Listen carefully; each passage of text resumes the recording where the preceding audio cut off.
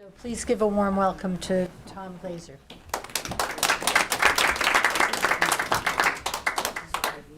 Thank you. First off, I'll start off. This is what I generally do for schools. So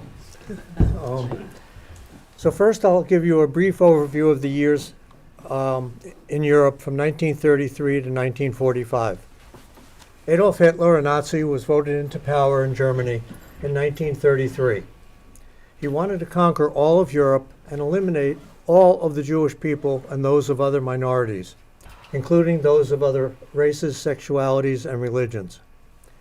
He created a systematic plan, first by slowly taking away their freedoms, and then the mass killing began. So during the years from 1939 to 1945, the Nazis murdered 6 million Jews and another 5 million of other minorities. So 6 million, about 10 times the population of Vermont, or 2/3 of all the Jewish people in Europe were eliminated. So if you think about it, the person on either side of you might be killed. And this is what's known as the Holocaust, and this is my family's story during those years. So this is a picture of my family in about 1965. That's me, about 15 years old. My older brother, George, who was 18. My parents, Victor and Daisy. And a map of Europe during those times. So both of my parents were Holocaust survivors. Of the 5,000 Jews taken from Prague, Czechoslovakia, to the Lodz ghetto in Poland in 1941, so of the 5,000, only 261 survived, and only 19 couples.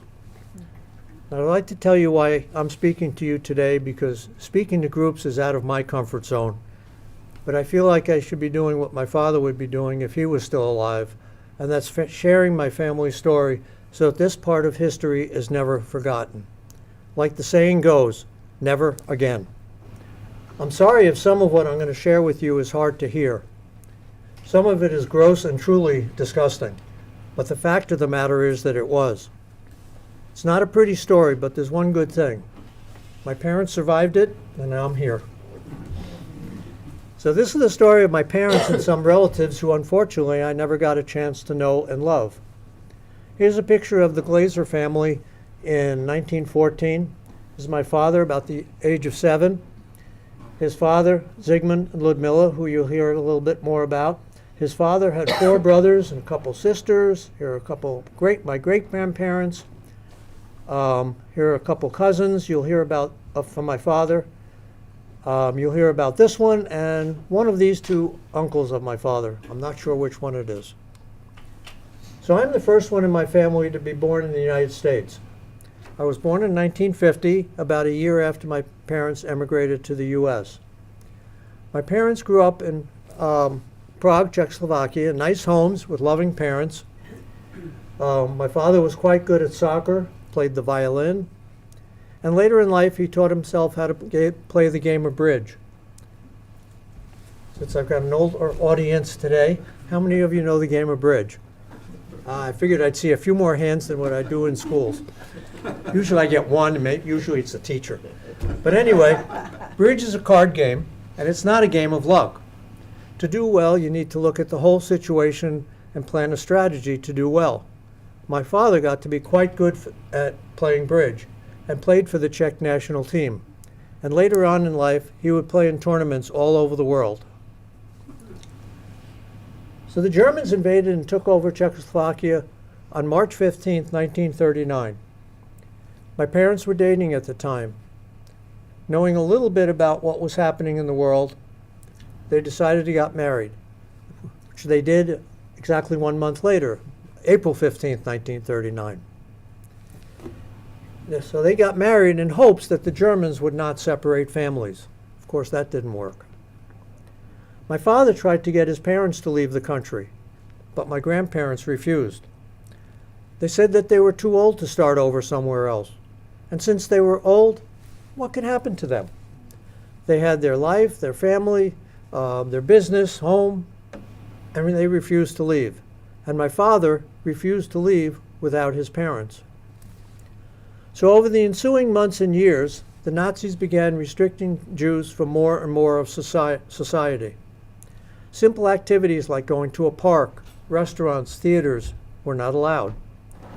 They were required to wear the yellow Star of David on their clothing to publicly reveal themselves as being Jewish. So as the Nazis began taking these freedoms from the Jews, honest, law-abiding citizens like my father started doing not-so-law-abiding things. My father, along with one of his uncles that I pointed out in the picture there, started smuggling money and valuables of his own and for others out of the country on trains. He would go to the train yard late at night, put a package underneath a train, and then tell his cousin, who was in Paris at the time, on what train and train number the package was under. This worked very well for quite a while. I believe about 10 months, maybe a year. But eventually they got caught. And my father and his uncle went to a German Gestapo prison. They beat him quite badly while interrogating him. Little did he know that this was nothing compared to what was ahead. He spent 10 months in jail. Eventually, his father had to come up with a lot of dollars and Czech crowns to get him released. I will now play you the first of 3 videos of my father speaking when he came to my middle son's class at CVU in 1994 and spoke for about an hour and a half.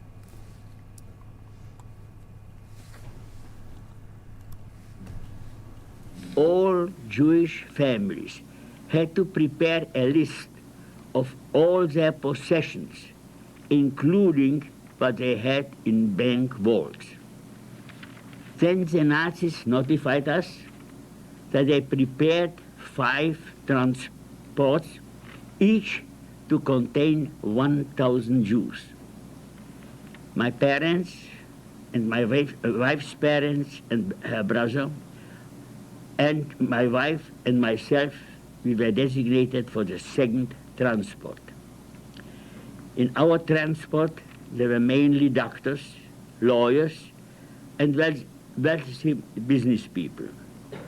We had to bring along the list of our possessions and were allowed 2 pieces of luggage for each person. I had a $100 bill and went to my place of birth, Bočice. That's around 40 miles south of Prague. It's a small town. And I buried that money in a small metal container near a tree. 3 days before our departure, we assembled in a big hall. Soldiers were patrolling around the building, and inside there was only one officer who held a revolver in his hand. He was turning the finger around his finger. Then each family was called separately, and we had to sign an affidavit that all the possessions which we enumerated in the list and all the jewelry, etc., which was in our vaults, is being given without any force by us to the German state. We slept on the floors and used the luggage as pillows. We had to walk to a station which was not too far, each carrying our luggage. I helped my mother, but she had a terrible time keeping up with the procession. We were put on a train, but did not know where it was going. I remember only that we arrived in the Lodz ghetto in Poland on October 26, 1941. On our arrival, the ghetto had already about 150 to 200,000 Polish Jews. We were brought into a school where we slept on the floors. After about 2 weeks, big trucks came in front of the school, and soldiers came into the school where we slept and took all small children and babies and threw them into the trucks from the second and third floor windows, killing all while their mothers watched and screamed in anguish.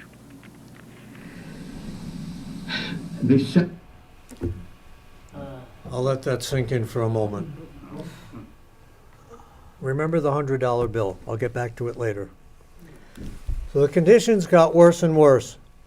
Many suffered and died from starvation and diseases like typhus, tuberculosis, pneumonia, typhoid, dysentery, and other infectious diseases. Very little food was available, and what there was awful.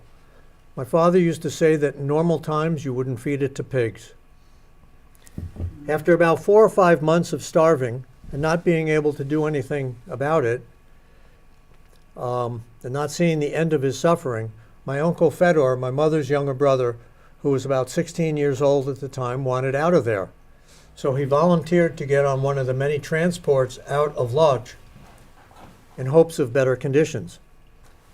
And my mom's parents went with him as well. They wouldn't let him travel alone. They were never heard from again. So my mother, who was only 20 years old, lost her brother and both of her parents. On August 18th, 1942, so about 10 months of being in Lodz, my father's father, Zygmunt, passed away. My father dug a hole and buried his father. Of course, he didn't have a casket to put the body in, so he found some pieces of wood to cover the body to try and preserve it. That's all he could do for him. About 3 weeks later, there was something called the selection. Unfortunately, my grandmother, Ludmilla, was selected. She was taken away, never to be seen again. So now it was just my parents that were left. Over the next couple years in Lodz, my parents continued to struggle to live. Very little food and lots of disease. My mother got typhus and had a 104 temperature for a period of 3 months. If you have 106, you die. My father was hospitalized with pneumonia. The doctors didn't think that he would survive. My mother said many times that if my father wasn't so determined to survive that she didn't know whether she would have. My father would say the Germans might win the battle, but that he would win the war. He was very stubborn, clever, resourceful, and had an incredible willpower. So in August of 1944, so almost 3 years in Lodz, they were taken to Auschwitz. Auschwitz is one of 44,000 concentration camps that the Nazis, concentration camps and ghettos that the Nazis constructed. There in front of Dr. Joseph Mengele, wrong way, this guy, and I won't say gentleman, you met their destiny.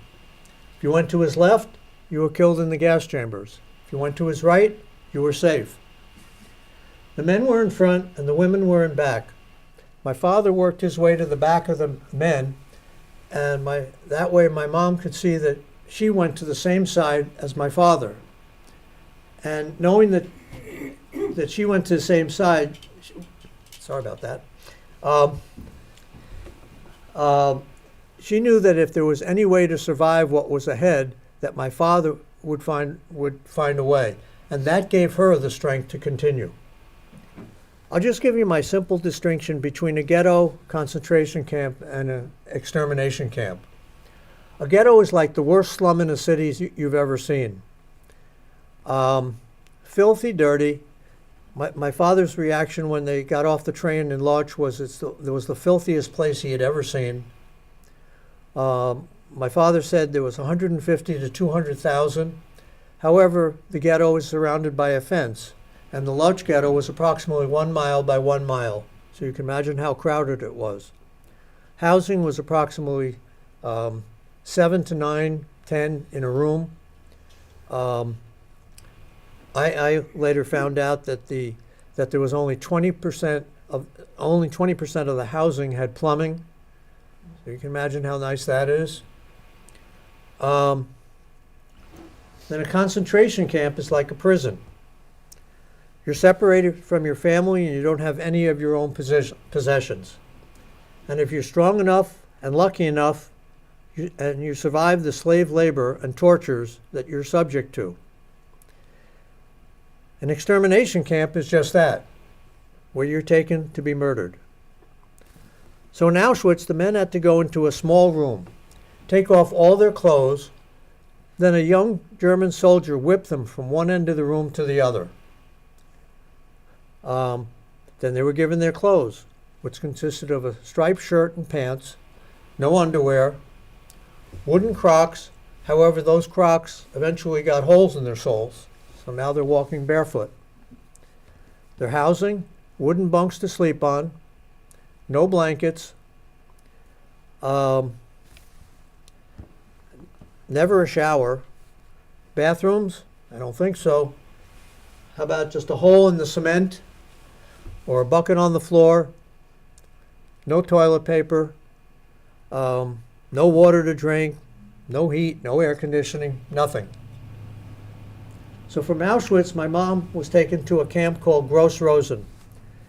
The camp had only women, and they worked in an underground munitions factory. It was a short walk from the camp. She was eventually liberated on May 8th, 1945, so almost 3.5 years. I don't know much more about what happened to my mother during that time, because she did not talk about it. All I heard all my life was my father had it much worse. Not that anybody had it easy. So I just did this on Google Maps because I was curious as to where my father had been. He was in 9 camps. So he started off in Prague, up here to Lodz in Poland, down here to Auschwitz. Then I'll tell you about a 3-day train ride through Vienna, way down here into southern Germany. Over here is Dachau.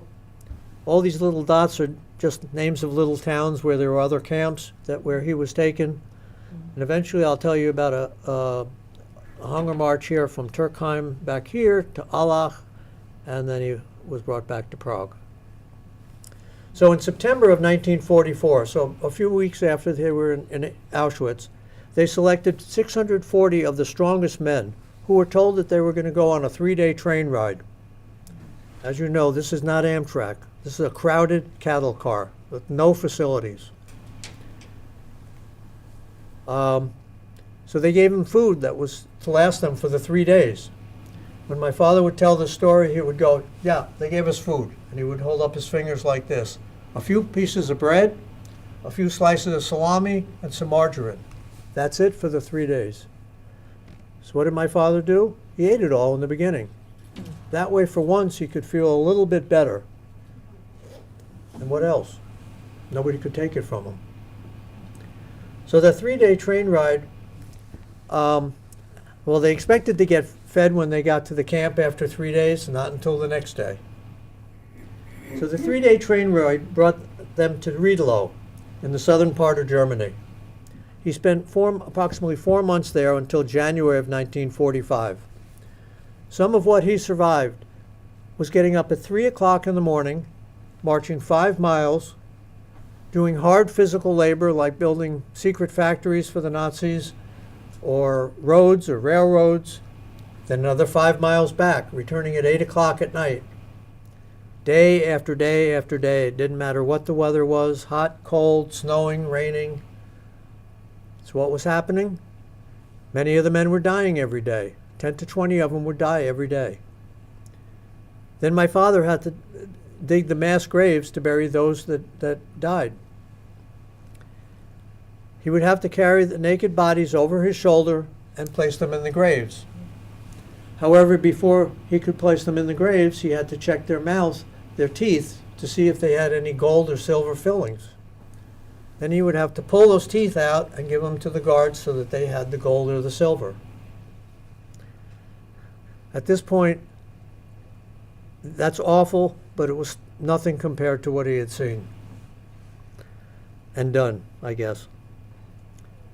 He buried 256 fellow prisoners, friends of his. I heard that number all my life.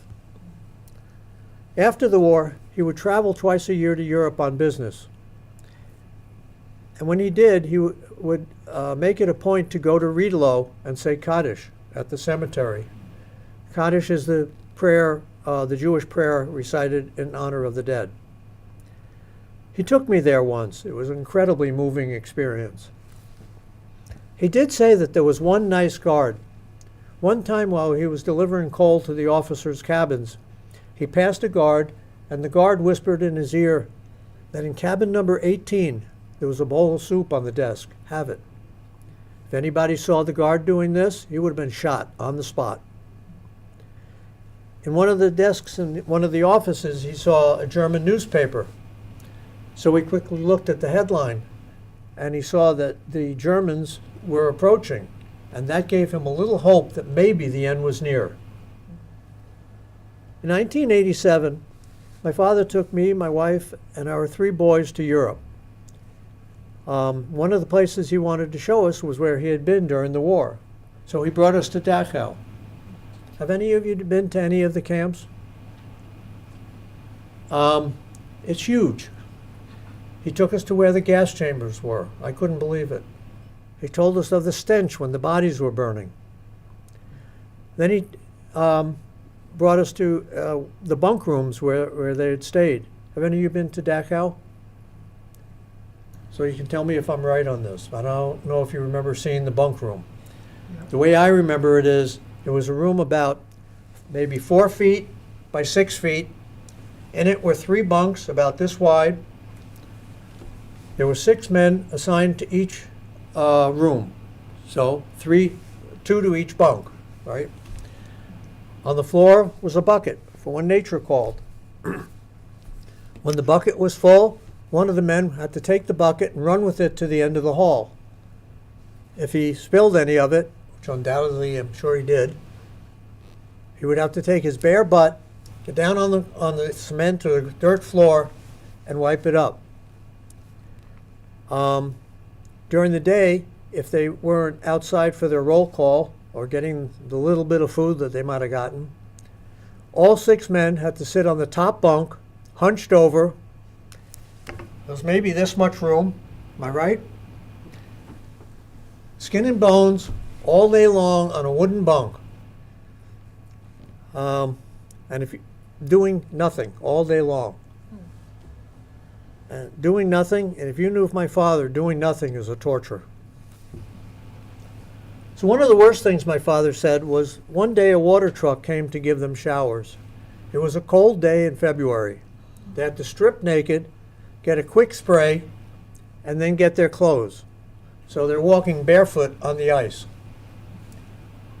I will now play you the second of the 3 videos where my father talks of that final hunger march from Turkheim eventually to Allach. It's approximately 60 miles. I don't have to tell you how far that is.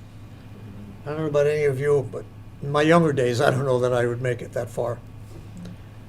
After 3.5 years, this is April of 45, so after 3.5 years of being about 90, 95 pounds at that point, I don't know how he did it. I'm just glad that he did. On the 24th of April, 1945, we started the hunger march from Turkheim. Soldiers were leading the way. More of them were in the middle of the procession, and some were at the end. We had to carry their suitcases. I believe that we might have been 100 prisoners and about 10 soldiers.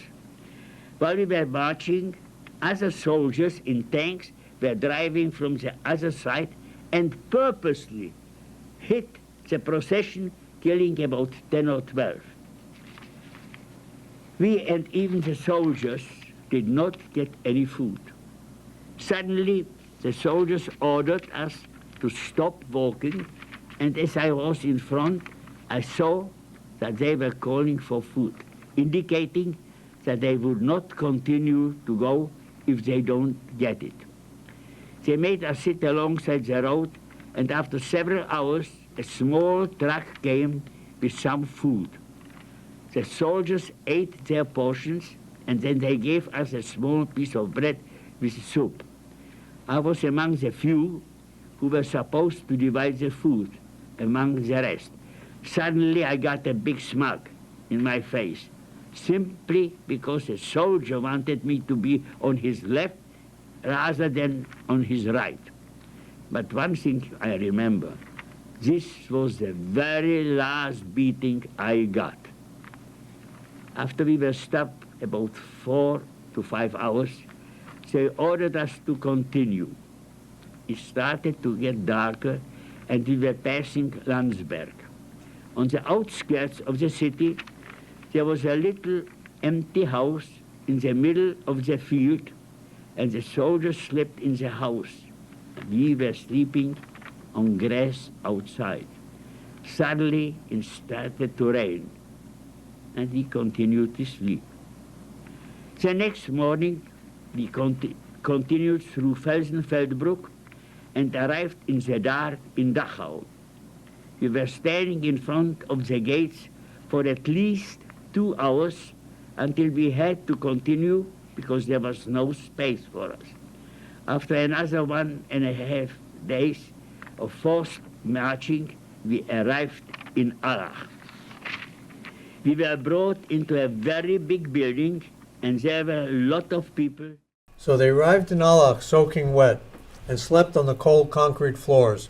But my father said they slept very well. They were so exhausted. After a night of bombs flying overhead, the German soldiers left the camp and the American soldiers came into the camp. Finally, Liberation Day, April 30th, 1945. 1,290 days. I would say that the hardest thing my father would talk about was when the Americans came and freed them. When they were finally liberated by the American soldiers, they were shocked to see how emaciated and starved the prisoners were. And they immediately gave them their food, which were things like chocolate and salami. See a lot of heads. You know where I'm going from here. My father somehow knew that he shouldn't eat all of the fatty foods that the soldiers were giving them, and he begged the others not to eat too much. However, many of the now free survivors did not listen to his advice. And it turns out that there's a biological response that the body has when being reintroduced after starving for so long that can be lethal. And it was not known until after World War II and is now called refeeding syndrome. So the result was many of these now free survivors died from this refeeding syndrome. My father could often talk about the many horrors that he witnessed during the Holocaust. But when he talked about those that died, friends of his, he would tear up. My father was then brought to a hospital for 3 weeks to gain some strength and get deliced. When my father would talk about the lice, he would go, yeah, there were hundreds of them on us, jumping from one to the next. So I'll now play the, if it works, I'll now play the next excerpt where my father talks about being returned to Prague.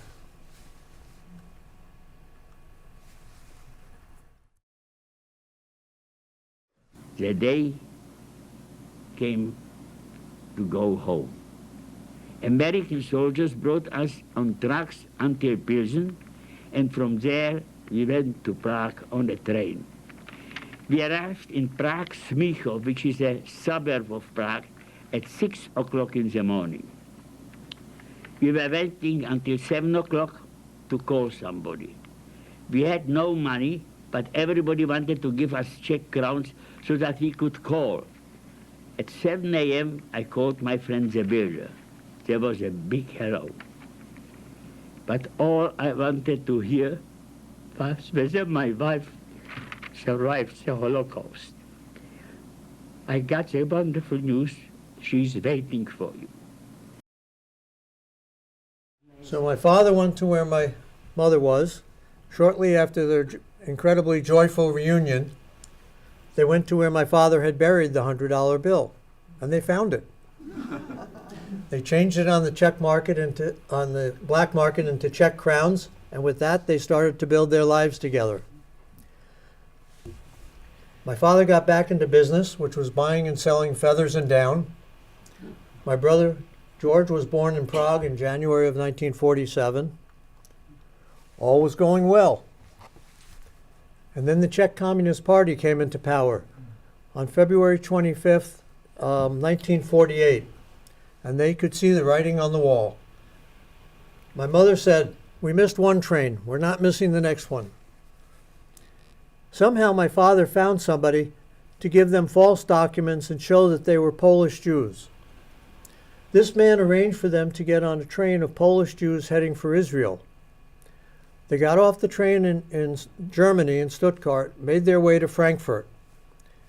And there they found somebody who they knew very well to get them visas to come to the United States. So this was a couple that was taken on the same second transport from Prague to Lodz, and then the men and the women, you know, they were separated in Auschwitz, but the men and the women were together almost to the end. The other couple, each one of them differently, but was freed a few months before my parents. They could have gone to a few countries right away, but they wanted to come to the U.S.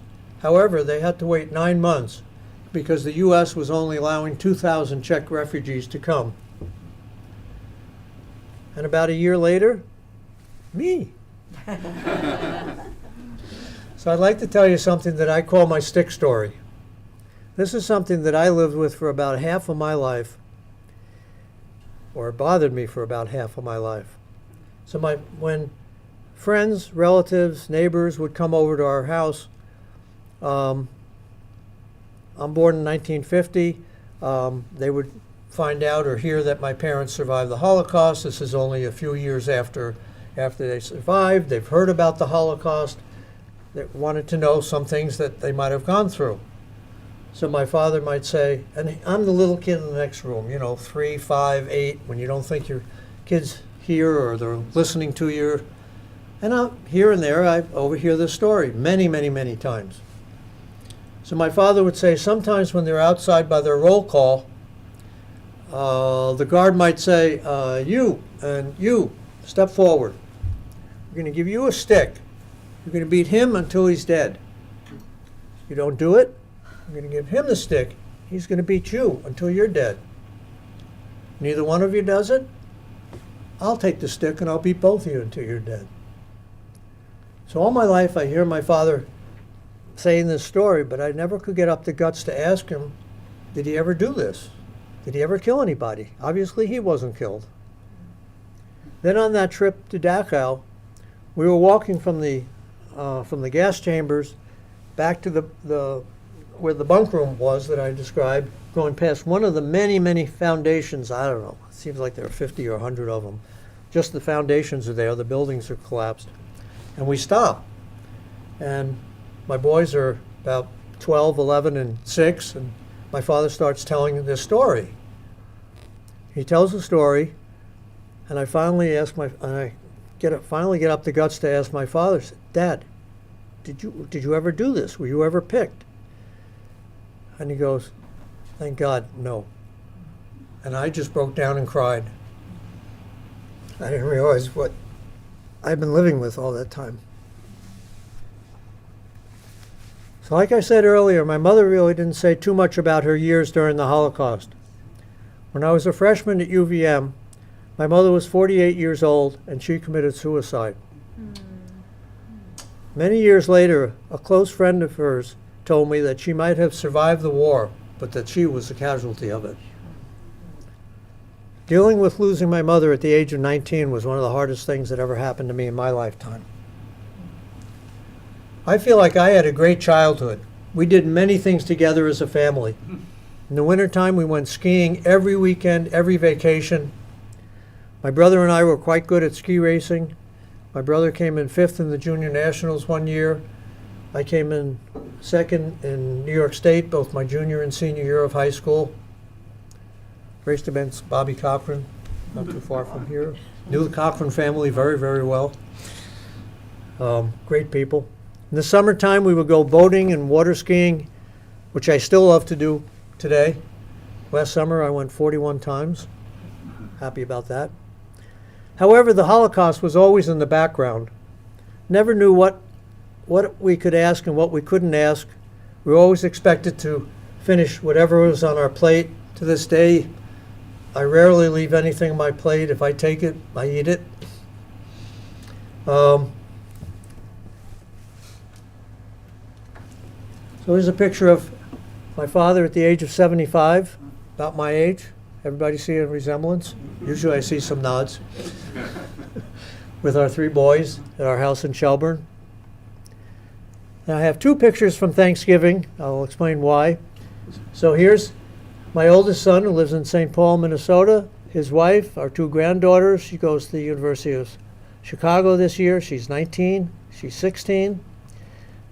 This family, it was her grandmother and her grandfather that went through the Holocaust with my parents. So we always celebrated together. There's another picture from 22. I'll get to that later. My middle son, who was the only one that could slow my father down long enough to get him to come up and tell his story. His wife, they live in South Burlington. My youngest son, his ex-wife, and our grandson, who was 10, they just moved in with us this past August so that he could go to schools in Shelburne. They came from California. Had a great time with him, teaching him to water ski this summer and snow ski. He's doing great. And I show you this picture from 22, and this is Ron and Barbara. So it was Barbara's mom and dad that went through the Holocaust with my parents. And he had a bad back this year. That's why they weren't up here and in the picture. So Barbara, since we both lost so many relatives and family, she's like a sister to me. We call each other brother and sister. We saw them most of the time, every weekend. These are some documents that I got from the U.S. Holocaust Museum in Washington, D.C. The historian there was nice enough to sit with my wife and I for about 2 hours and give us a lot of information, a lot of his family history that we nearly put together, which we didn't know. But the Germans kept incredible records. If I start over here, you have my father, and these are just some of the records. We have like 10, 12, 15 documents on every person, including grandparents and whatever. So here's my father, his date of birth, where he lived in Prague, X meaning October 21st on the second transport, his number, taken to lodge, the same information on my mom. And then my father, my father, Victor, his parents, his names, mom's maiden name, some of the camps, where he was, what dates, camps, etc. And on my mother. And that's about it. And I just wanted to explain, if you want to hear more stories that I don't get to today, I was interviewed by a couple sisters.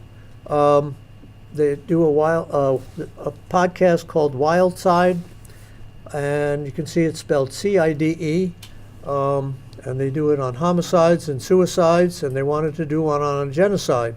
So they found me somehow.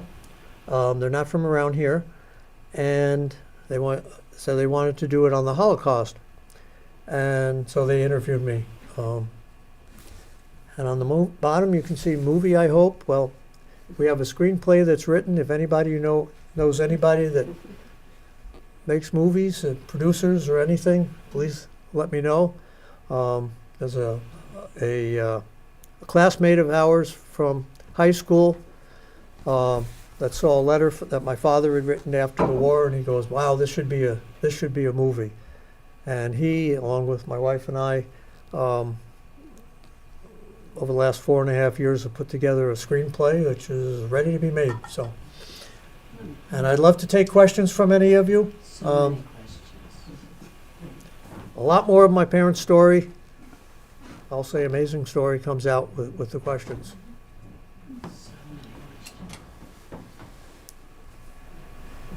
Anybody? I have one from earlier in your talk.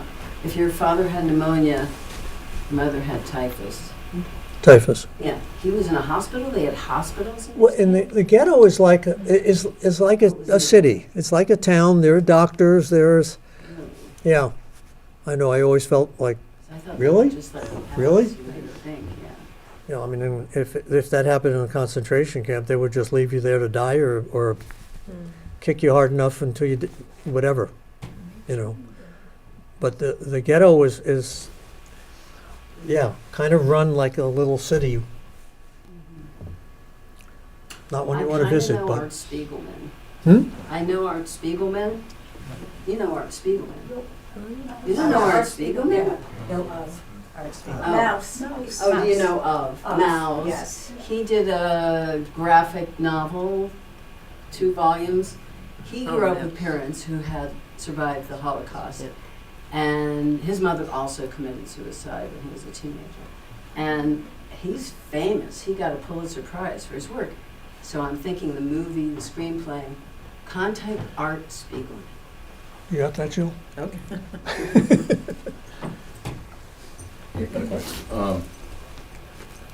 Did your parents have any kind of interaction with Israel? You know, the Jews there, the settlement there, was there any desire to move there after the fact, or? I don't think so. I don't think we haven't. I don't believe we have any relatives there. I know my father went to Yad Vashem. Recently, in November, we went for the first time actually to Israel, and we went to Yad Vashem, and I don't know if any of you've been there, but they have that room with they have the names of, I think they're up to about 5 million of the 6 million Jews, and I was able to find my father's parents' names in there. I didn't have enough time. They were closing. It was on a Friday, so they were closing at 1 o'clock because of the Sabbath, and I didn't have enough time to, by the time we got to that part of it, to look for my mother's parents or her brother. Your dad also had a cousin in the United States that they grew up like brothers, so that's why they came to New Yes, York. that's why they came to the United States. What is that again? I missed that. My father's cousin that he smuggled stuff to, he was in the United States. And the other thing, possible reason, he had done business with people, Yes. really probably all over the world. Well, and In New York. eventually He had all over the somebody. world, but he had somebody in New York that he did business with. And when he did business after the war, he was like, well, what happens if something happens in this country? Let me try and get some money out of the country just in case. Well, of course it did when 3 years later when the Communist Party came into power, and he would have lost it all, which they did. They lost everything they had there, like I like to say, twice. So when he would sell merchandise to a customer in New York, he trusted him. He would invoice him for a little less than the merchandise was worth, and he trusted him to put the difference in a bank account for him. So he had something to start with when he got to New York. I kicked myself. I never asked him how much. Where in New York did you grow up in New York? Yes, Roslyn Heights on Long Island, Right, okay. and my wife Jill grew up in Mineola. In Mineola, okay. We went to the same junior high school and high school. We've known each other many since people- 7th grade. How many of your peers had parents that were Holocaust survivors? Growing up, I didn't really know of any. Right? No. We didn't No. really know of any. And I've heard some stories afterwards. Yeah. The letter that I spoke about, he wrote a 24-page letter about 4 months after he was freed in August of 45 to his cousin, who was in the United States at that point, because he wanted to tell him what happened to other relatives, other friends, or brother or sister of his cousin, etc. And so he gave him, pretty much step by step what happened.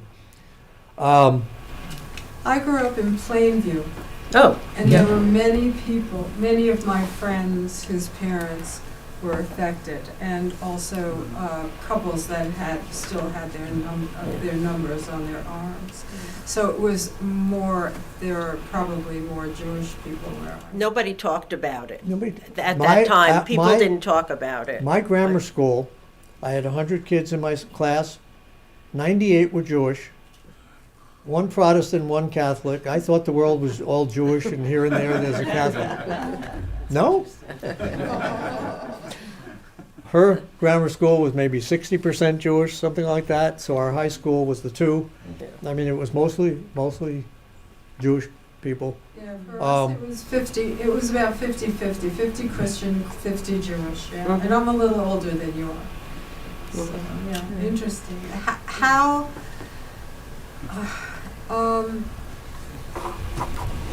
I have friends that are dear friends, and their parents having to deal with it. They live with it daily, still, and we're older. How does that affect? How does it affect your life, your present life? I feel very grateful to be here. You can see the emotion when I say it. And I try and tell the students when I tell them the story. And I say, listen, if you're ever having a bad day, you didn't get what you wanted on a test, your team didn't win, whatever happened, just think about that. It could be worse. Be And during grateful for what COVID, you be grateful for what you do have. So the older I am, the more grateful I am that they made it through and that I'm here and have a fabulous life. How did you come to Vermont? Well, I was a ski racer growing up, and I went to UVM to be on the ski team, which I was.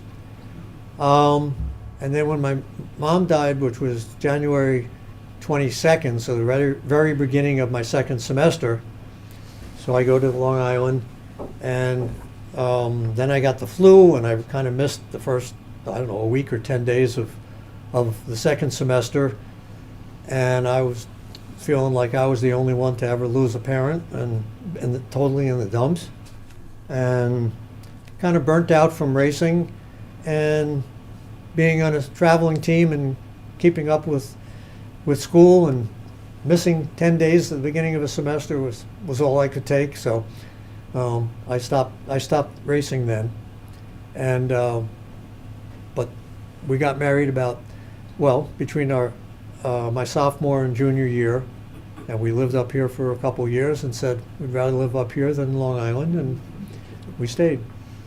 And then I started the business, Burlington Foreign Car Parts, BFCP, and after graduating, about a year after graduating, had that for about 46 years, sold it in 2019. That's how I'm here. And I'm glad I did, or we did. It was interesting that your father was so open about talking about his experiences, and I mean, a lot of people I hear about won't, like your mother wouldn't at all. So I wondered if you had anything to say about that. If what? If you had any comment about how he was able to do that, or... My father was so tough. I mean, you never saw any emotion out of him until he was older. When he was speaking here, he was 87. The last 6 years of his life, he had Alzheimer's. He died when he was 93. If it was a year earlier, he would have spoken for an hour and a half without looking at any notes, in multiple languages, without repeating himself. He was amazing that way. I mean, just his mind was incredible. I mean, and he was, and when he would take the time, he wanted people to know the story because he was afraid people weren't getting the real story. So he wanted to tell them his story. He never really sat down, my brother and I mean, my parents never, probably because my mother said, don't put them through it. I'm sure I would have been crying. Who wants to tell your kid and watch them cry and go through what you might have gone through? I never really heard the story from the beginning to end until much later. There were some things that I heard when my father came up to CVU that I'd never heard before. I never really heard this story from the beginning to end. And then we had that letter from him. That we found Afterward, after well, he I only got died. that about 4 years, Yeah. had it translated like 4 years after he passed away in 2000. So I couldn't ask him anything after that.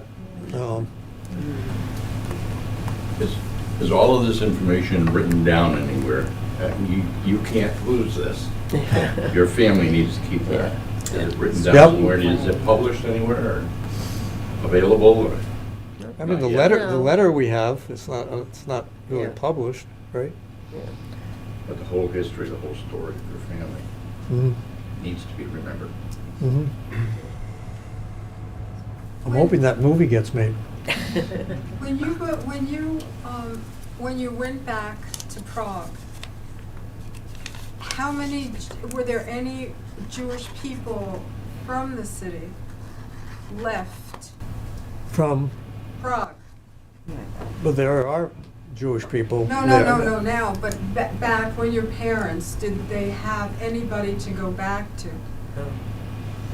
Or did they He Um, talk knew about it? They business. lived Some- outside of Prague. He knew a business person, and he did have another family that wasn't Jewish. There was another family that wasn't Jewish, where he had left his grandmother's clock, like a wind-up, clock, which we now have in our house in Shelburne, which my father was so happy to get in 1988 when they became democratic and he could take something out. He was thrilled to be able to have that. It Did was the you only go- only piece of anything that he did have. Did you go back to Prague to the Jewish quarter? Were your parents living in the Jewish quarter, or were they living outside the city before the war? They were in the city. I'm not sure exactly where. I know I saw the synagogue where my father was bar mitzvahed, Well, he had a storefront. and he had a storefront just In down the Prague. road from there. When he was in feather and down business, he was also in the skins business before the war. After the war, he wasn't in the skins business. But he and his father and his father's father, father's father, I was the only one that broke the chain. Mainly because my father didn't want to see brothers getting into the business together, and my brother showed more interest in the feather business than I did, and he learned languages better than I did. So he kind of thought my brother would be in it. But unfortunately, my brother got sick with mental illness at the age of 19, and he was in and out of hospitals for about 10 years and eventually committed suicide at the age of 30. That's another story. He was amazing. Well, your parents are amazing. Yes. To Yes. have survived that beyond traumatizing Mhm. experience. I'm wondering if your father ever spoke about how he psychologically made it through. How do you survive that? He just had such a competitive spirit, like what I said, a determination, and he was clever here and there. But he never spoke to emotionally how he made it through. Well, I mean, he always spoke about having a determination to. I mean, I think that's what put competitive spirit. My brother and I were ski racing. If we finished second, why didn't we win? I car raced for a while. Okay, there's 40 cars out there, and I come in third, and that's not too bad. Well, why didn't you win? I see. That kept him going. I'm going to survive. Yeah. I mean, he had that. He would say, they might beat me, but I'm going to win. Wow. He just had that competitive spirit. I mean, many people just gave up, Yeah. as you know. Who wouldn't? As you know, Yeah. went either keeled over or, I mean, on that final hunger march, he's kind of knowing that they're moving him around because the Americans are pushing the troops and, the camps from here to there and so on. And, he kind of knows this and, and people are, and his friends are giving up and there's like trying to coax them on. Come on, a little more, you made it this far. Did he ever say anything about feeling that he was lucky to survive, or have any survivor's guilt? I never felt like I heard any guilt. Did you feel like he was No. lucky? No, I don't think so. Not that other people would think he was lucky. No, Yeah. no. Well, you had to have some luck. But if he, Yes. You Oh, had to yeah, have some luck. yeah, If you he had was to one of have the two luck. that they pointed Yeah, to, yeah. you know, Yeah. I'm not here. So, did your brother commit suicide before your mother? No, No. after. So, I wonder. Part of maybe why my mom did, because she was, my brother was in and out of hospitals and, that trauma. He was diagnosed as schizophrenic, given shock treatment. He would not know friends. It was awful. But then he was too good to be in as my mom said, he was too good to be in a hospital and too bad to be out. He would have good times and bad times. What happened is he was selected as with one of the top 25 in the country to train and get to hopefully become on the Olympic team, where he was in Vail. This was his freshman year at Dartmouth. He was practicing for the downhill and fell.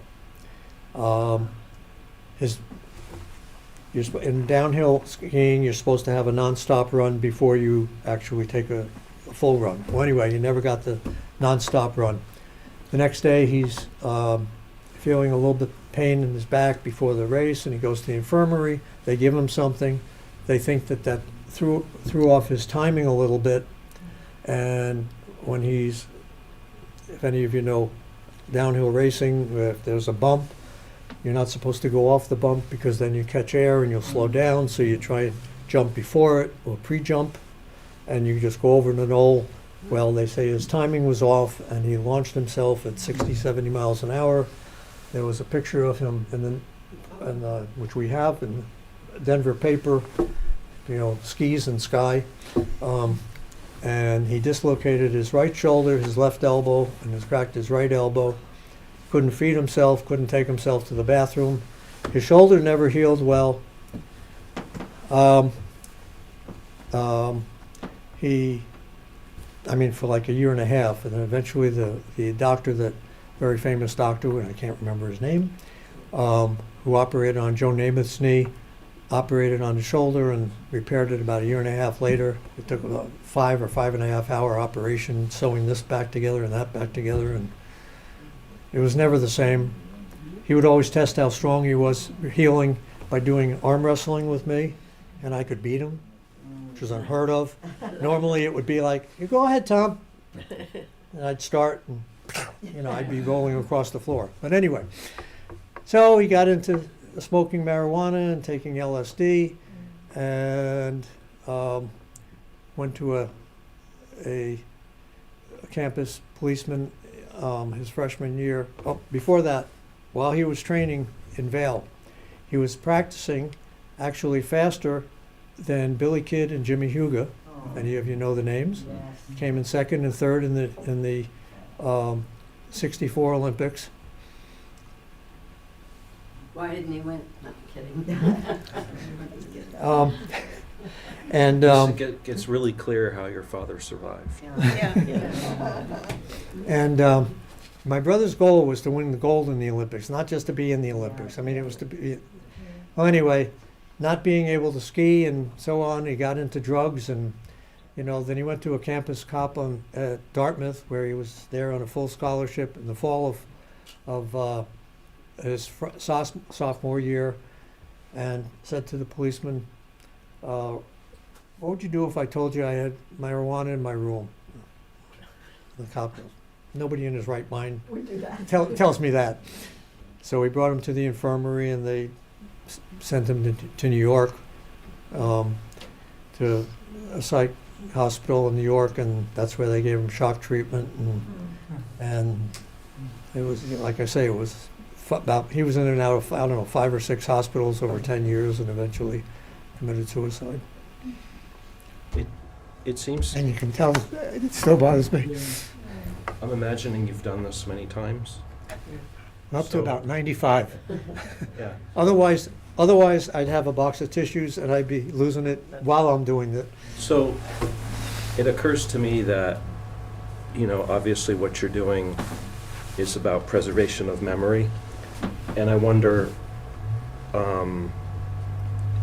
particularly with the young people at the schools, I'm interested if you could reflect on, that audience. And when you tell the stories, you tell this story to them. What's your do you have any reflections about memory and how, what you're trying to do, tell your story and how they're receiving that? I wonder if there might be I something. get the nicest reactions. Like I said, I'm not a public speaker. At a dinner party, I'm the one who's quiet. This is not me. How it started was, I was at a Yom HaShoah service, or whatever you want to call it, at the library in Burlington, and they had lit candles, and the gal next to me goes up, and she happened to be a teacher at CVU that teaches a Holocaust class. And then afterwards, she lit a candle and said what she does, and then afterwards she said, "What's your connection to the Holocaust?" So I said both my parents were survivors. And, "Oh, I would love for you to come in and speak to my class about it." And I'm like, ah! Well, 2 weeks later, she helped me put together this presentation. She said, "Do you have any videos?" And whatever, and I did. And anyway, so I started doing it.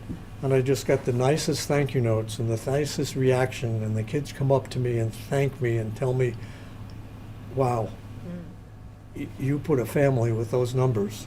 They hear the numbers, they read and it's like, okay, wow, 6 million. You put real people in those 6 million, and it's like, whoa, all right. And come home and say, all right, I guess I'm going to reach out and see what other school I can go to. And then through the Vermont Holocaust Memorial Group, we've gotten some leads. Like that's where I got the lead to come here. I've done it to some other groups, but mostly in schools. I mean, I would say, I don't know, maybe 10 other places I've done it, but mostly in schools. How long were they in the ghetto? And what was their? What's that? How long were they in the ghetto, and what was? Well, the ghetto, almost 3 years. And one of the reasons why my parents lasted in the Lodz ghetto for so long and weren't taken away earlier is my father went to the German, Germans in charge, and he would say, you've got this doctor or this accountant doing hard labor. He could really help you in the office doing this or that. And he kind of arranged for people to do different things, and I think that's what saved them for as long as they did. And then the Lodz ghetto was being closed down, and that's when they moved on. You mentioned the numbers on the arms, so I'll tell you a story. My parents did not have numbers on their arms. Anybody know why? Most people don't. I didn't know till a few years ago when I found out. The reason they don't is they were there in 44, and they stopped in like 43, about a year earlier in Auschwitz, putting numbers on their arms. And so I'll tell you the story of why sometimes it was hard to ask my parents a question. So I remember probably hearing it in Hebrew school or somewhere, or maybe in school, I'm not sure. I like to think that I wasn't too old, maybe 10, 12 or something, when I came home, and I'm like, "Mom, Dad, you were both in Auschwitz, right?" And I'm sure I said it the wrong way. And I said, "How come you don't have numbers on your arms?" Like it was some kind of gift. My father's reaction was, "Thanks a lot." Like, all right, I won't ask anything else. That's my father was amazing, but I like to joke, he was the world's worst teacher. If you asked him a question, was like, well, you don't know? It's like, no, that's why I'm asking.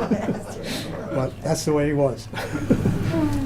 How did you manage, how did the family manage to retain the old pictures of your? I think they probably gave him to that family. It was a schoolmate of my father's, from a gal from like 3rd grade on or something that he knew from like 8 or 9 years old. They weren't Jewish. What? That wasn't Jewish. Yeah, that So wasn't maybe Jewish. they- Yeah. Wonderful family. Some of them have been here Mhm. at our house. Wonderful people. Was their home still there when they got back? I'm not sure. I don't think they got their home back. They got some housing from the Czech government, but I don't think they got their home back. That other couple got a building back. Now that other couple, see this hotel? Have any of you ever been in Prague? Yeah. Recognize it? On the main street? It's like the Grand Waldorf Astoria in New York, or, it's the hotel. Well, her parents, Barbara's mother's family Barbara's owned that. mother's parents Wow. Yeah, owned that hotel. yeah. It didn't matter who you were. Is that Old Town Square? Hmm? In Old Town Square? That's It's not on the in main street. It's not in the Yasislava, old- I can never remember how to say it. Europa no. But it's on the main street in, at the head of the street is a building with, I think they still left, places where. They didn't get it bullets were- back. They didn't get that No, back. she did but not they get it got- back, Got back an no. apartment building, but much later. Yeah, Uh, Yeah, you don't get it back. but the no, urns are they- still they- there I that don't- she did they used to get- hide around when she was a Yeah, little girl. behind the urns She in the would- back, in the urns. Yeah, she's like, when you go there, look, you Look for the urn in the. know. I mean, it's So just a that's beautiful the one place. across from the clock. Yes, the clock is up this way. Okay. That, Okay. if you look down from the clock, partway down on the right side, We that hotel. We ate there. Yeah, it's a coffee house. And she used to run, Yes, that's what she her mom said, used to go- run the yeah. coffee shop. After Yeah. the war, she ran the Yeah. coffee shop. Yeah, we're very close. Oh, Yeah. so Thanksgiving, I forgot to say that they came to the United States on Thanksgiving of '49. Yeah, 2 months before I was born. So that's why Thanksgiving, we always take the picture, we always get together. Because Thanksgiving, I think I've missed maybe 5 now over the years with Barbara. She's a few years younger than me. And, They always come to parents Vermont will always, now. they always come to Vermont now. Her We parents always came. Yeah, her parents came up. After that, we would always go down to New York, yeah. and we would have 2 Thanksgiving dinners, one with Jill's family and one with. I'm wondering if your father was still alive when there was all the Holocaust denial news going on. I don't know what president or what group, and if how he reacted to that. If he ever reacted to that. Talked about But it. I don't really know when that started. It probably started the day after it ended, Right. right? Yeah. Still True. going Um, on. Yes. And it's still going on. Yeah. And Holocaust distortion, which they say is worse than denial. Denial, at least they say that there's evidence, Proof. Yeah. indisputable evidence that there was. But when you distort it, or it was it was the Jewish people's fault, or, for whatever they changed the story. That's kind of harder to prove, I guess, than whether it happened or not.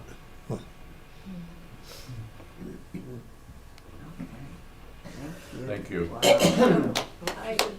More questions? And feel free to come up afterwards if you want, if anything. I also grew up with the shadow of the Holocaust as an undercurrent in our family. So my father and his parents survived, but in a very different way. But he also didn't talk about anything while we were growing up.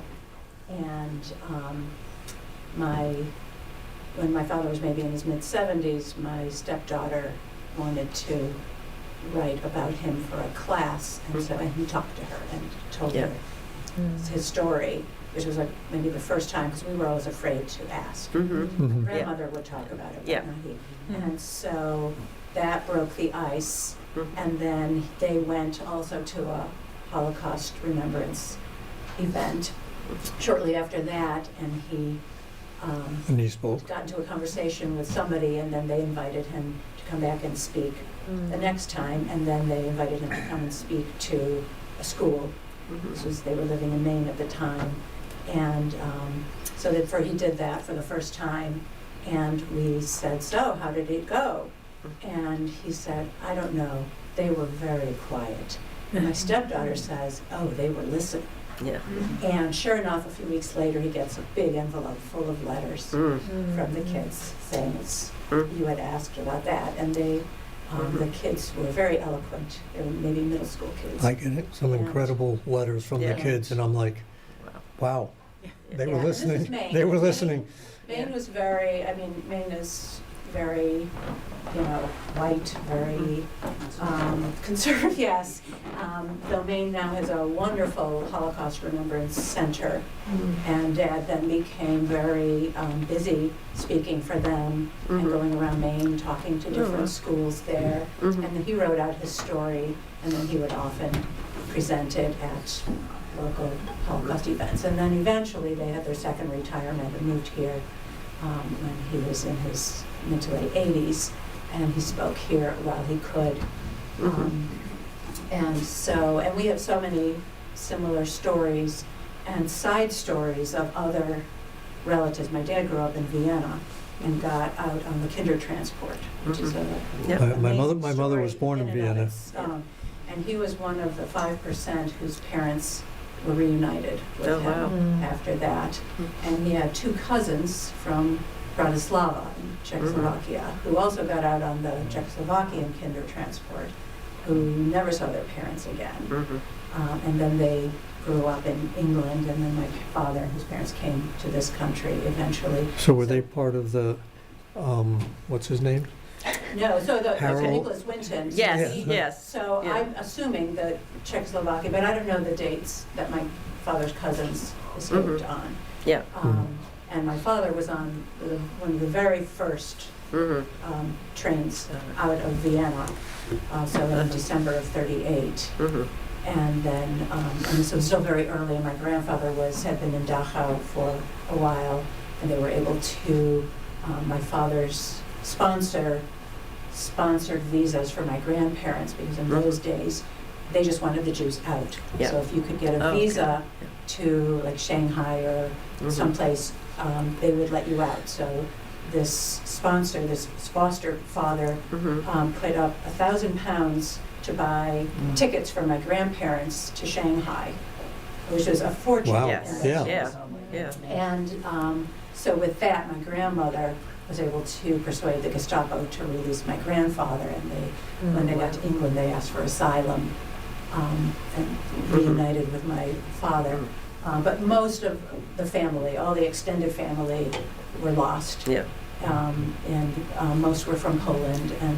But my grandmother had one older brother and his wife, and they got involved with the partisans in Yugoslavia. And then another cousin survived, two first cousins survived, and ended up in New York, one of whom worked with the United Nations for many years and taught international law at Harvard, and the other cousin had also a remarkable story of how he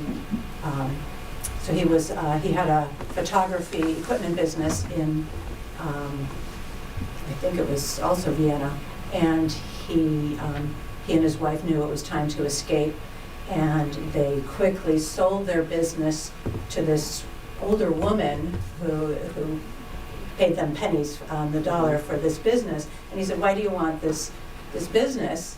What is it to you?" And she said, "Oh, my son used to be in the same business, and he left for America years ago, and I haven't heard from him, but I feel connected to him if I have this business that's like his."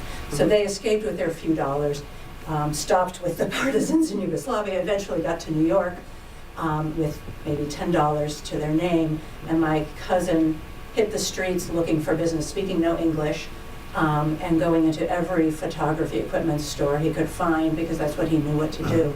And finally, somebody spoke German and said, "Yes, I'll give you a job." So who was that? That was the son of the woman Oh, wow. who bought his business. Oh, my gosh. So here's another movie, right? Yeah. Yeah. So you should speak and tell your story. So, two connections. That other couple that came on Thanksgiving, they had $3 each in their pockets. They came on a Navy ship in the basement of the ship. The next day they went to get jobs in the city, and actually, didn't she? She was the dietitian. Yeah, at the UN. At the UN. Eventually. Not right away, Not right. but eventually. This is just a reflection. My aunt, so she was brought up by her aunts, and she always talked about how she had this pit in her stomach. And the reason basically was when she was a little girl, her aunts, all they talked about was Jews and gas ovens. So this was before she was 5 years old. You know, so like this is something that just got embedded in her subconscious, basically. And I thought your story, the reason I'm bringing it up is I just thought your comment about the stick story was super powerful, but another example. And it makes me think, I just think it's a powerful lesson to think about.